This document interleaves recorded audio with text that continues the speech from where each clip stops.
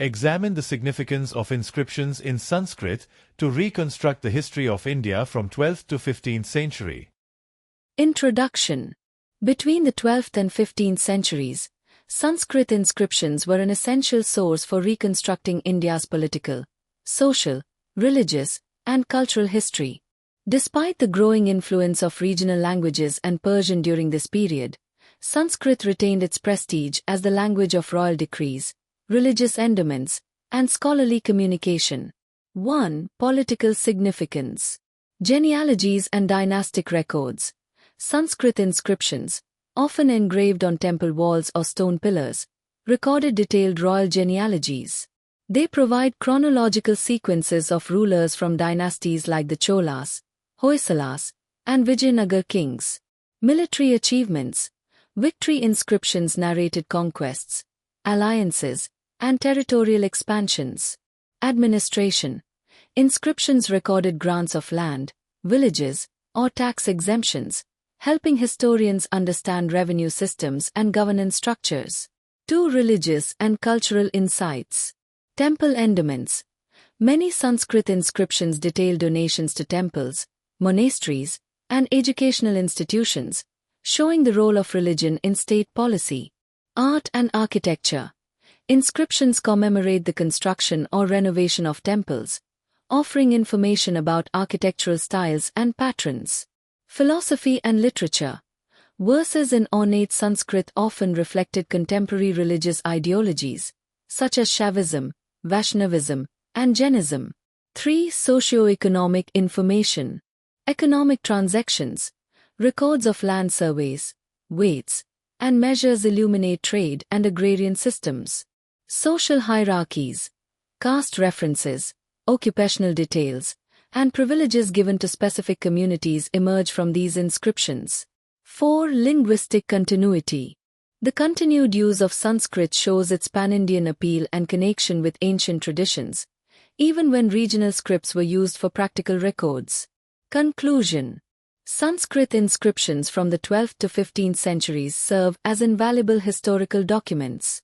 They bridge political narratives with socio-religious life, enabling historians to reconstruct a comprehensive picture of medieval India. Despite political changes, Sanskrit remained a unifying medium of royal authority and cultural prestige. Write a note on the character of kingship under Sultans of Delhi and examine the changing character of nobility. Introduction. The Delhi Sultanate, 1206 to 1526 CE, witnessed the emergence of a centralized monarchical system under various dynasties: Mamluks, Khiljis, Tughlaqs, Sayyids, and Loris. Kingship during this period was deeply influenced by Islamic political theory, Persian traditions, and the practical needs of ruling a diverse subcontinent. Nobility played a crucial role in administration and politics, but its composition and influence evolved over time. 2. Character of kingship under sultans. Theocratic foundation. The sultan was viewed as the shadow of God on earth, Zili Ilahi, upholding the principles of Islam while ensuring justice and stability. Absolute authority. Though theoretically bound by Islamic law, Sharia, in practice the sultan's power was near absolute in political and administrative matters. Perso-Islamic traditions. The Delhi court adopted Persian as the administrative language, along with Persian etiquette, ceremonies, and titles. Centralized control. Authority over provincial governors, iqtadars, was maintained through regular transfers and surveillance to prevent autonomy.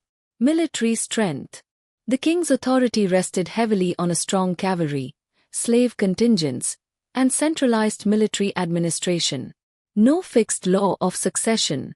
Succession was often decided by military support and court politics, leading to frequent internal conflicts.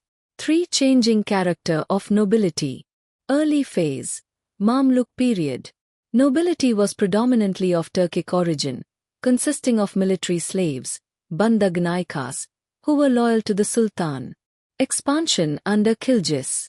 Alauddin Khilji recruited diverse groups, including Afghans and Indian Muslims, to reduce dependency on Turkish elites. Tughlaq experimentation. Muhammad bin Tughluq expanded the nobility to include Persians, Arabs, and indigenous converts, aiming for administrative integration. Sayyid and Lori period. Afghan chieftains became dominant. Nobility was more tribal, less centralized, and often in conflict with the Sultan. From loyalty to factionalism. Over time, the nobility shifted from loyal military service to power-seeking factions, often destabilizing the Sultanate. 4. Relationship between kingship and nobility. Mutual dependence. Sultans needed nobles for administration and military command. Nobles required royal patronage for wealth and prestige. Conflict and control. Measures such as frequent transfers, confiscation of estates, and creation of new noble factions were used to curb aristocratic power. Patronage of culture. Nobles played a key role in sponsoring architecture, literature, and learning, enhancing the Sultanate's cultural prestige. 5. Conclusion. The kingship under the Delhi Sultans combined Islamic theocratic ideals with pragmatic governance suited to Indian conditions. The nobility's character transformed from a narrow military elite to a heterogeneous, faction-ridden aristocracy. This changing relationship between ruler and noble was central to both the consolidation and eventual fragmentation of the Sultanate. Critically examine the nature of conflict between Afwaqis and Dakhins in the Bahamani Sultanate. The Bahamani Sultanate, 1347 to 1527, witnessed intense political and administrative rivalry between two major factions, Afwaqis, foreigners, and Dakhins, locals. Background. The Afwaqis were immigrants, primarily of Persian, Arab, or Central Asian origin, who came to the Deccan for administrative service and patronage. The Dakhins were local Muslim converts and Deccani-born descendants of earlier settlers. Nature of conflict. The rivalry was rooted in ethnic, linguistic, and cultural differences. Afwaqis, due to their foreign background, often held superior administrative posts and enjoyed royal favor, which created resentment among the Dakhins. The Dakhins demanded more representation in governance and resented the dominance of foreign-born officials. Administrative struggle. Disputes arose over distribution of jagirs, court titles, and military commands. Afwaqis were perceived as monopolizing power, while Dakhins accused them of ignoring local interests. Impact on governance.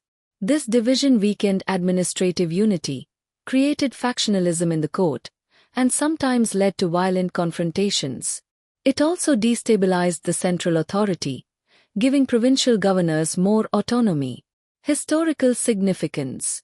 The conflict symbolized the struggle for political dominance between immigrant elites and local aristocracy.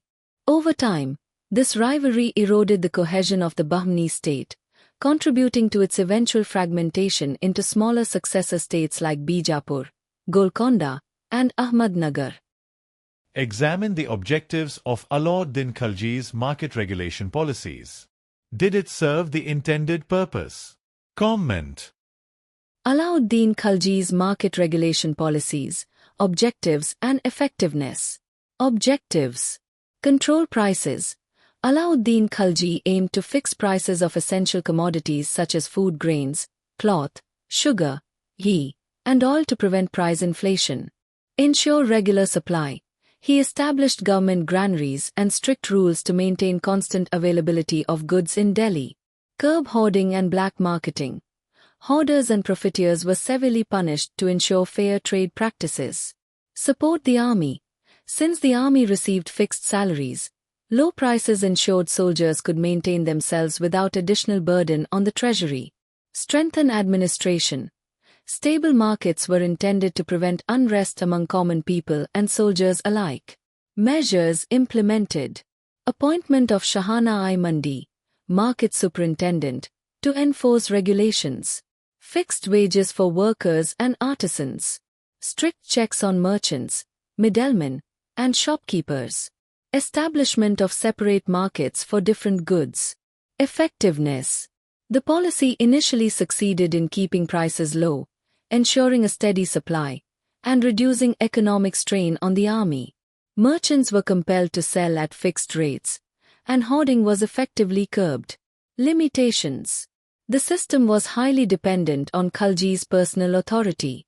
After his death, enforcement weakened, leading to price rises. Moreover, harsh punishments created resentment among traders. Conclusion. Alauddin Khalji's market regulations achieved their short-term objectives of price stability and army welfare. However, their long-term sustainability was limited, as the system collapsed without strong central enforcement. Write a note on the traditions of painting in India between 12th and 15th century. Between the 12th and 15th centuries, Indian painting underwent significant developments, reflecting the socio-political and cultural transformations of the time. The period saw a blend of religious devotion, regional styles, and Persian influence. 1. Religious themes. Jain and Buddhist manuscript painting. Illustrated palm leaf manuscripts flourished in western India, especially Gujarat and Rajasthan, depicting Jain Tirthankars and Buddhist themes. Hindu devotional art. Paintings often illustrated episodes from the Ramayana, Mahabharata, and Bhagavata Purana. 2. Regional styles.